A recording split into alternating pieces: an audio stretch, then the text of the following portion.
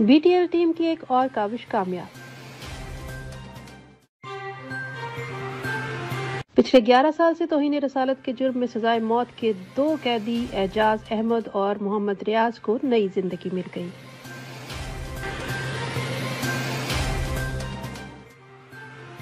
سزائے موت کے خلاف ہائی کورٹ نے اپیل منظور کر لی۔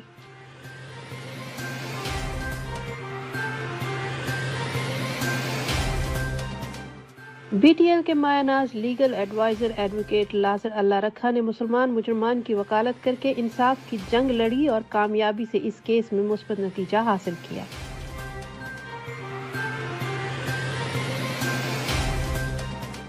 بی ٹی ایل ٹیم اور پوری قوم اس امر کے لیے فخر کر رہی ہے اور مبارکباد پیش کرتی ہے۔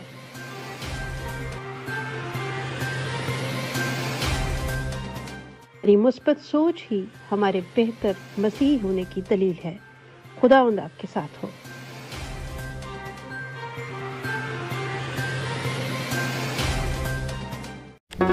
Do not forget to like the video, subscribe BTL TV, and press the bell icon to receive notifications.